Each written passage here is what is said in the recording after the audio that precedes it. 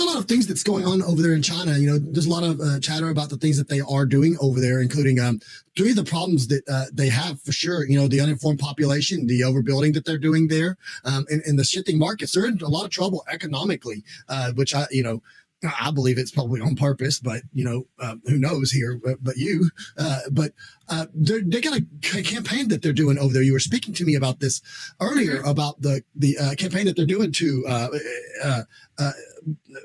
what was it? It was the gosh, my mind is blanking. Anti-corruption. Yeah, anti-corruption campaign. So the anti-corruption campaign over there. Tell us a little bit about what they're doing with that and how it's affecting things there in China. Yeah, absolutely. So anti-corruption campaign is a campaign actually raised ever since she stepped up in the office as president of the Chinese Communist Party. It is a common tactic that a CCP leader used anti-corruption campaign to oppose against his political opponents inside the Chinese Communist Party.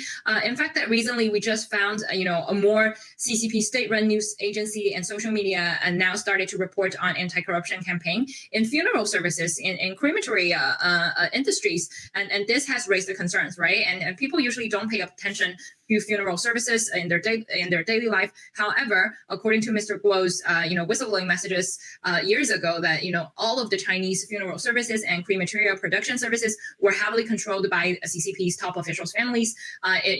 Their profits have been largely connected with the former Vice Premier Wang Qishan. So we did see a signal of the anti-corruption campaign now are pointing out even to former Chinese Communist Party leaders as well.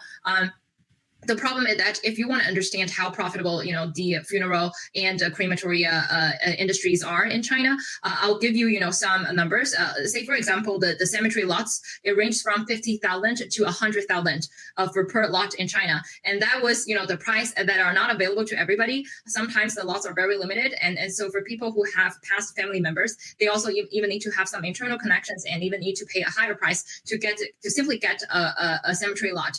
And so this is how Chinese Communist Party make money ever since people are, being born in this world in mainland China, and even up until that, the ashes are now buried in cemetery lots. So this is how CCP controlled the entire gatherings and revenues of each Chinese citizens earned ever since they were born. And you were correct, right? The fake economy of the Chinese Communist Party has now become a disaster. I'll give you one example. And in some of the southern cities in China, for example, Guangzhou or Shenzhen, these cities were used to known for a prosperous job market. And so each summer, millions of college students and university interns head to the south to look for proper jobs and work opportunities. And this year, if you're going into different factories, most of the HRs and the talent agencies are telling these college students that the best hourly rate that they can gain was $1 US per hour.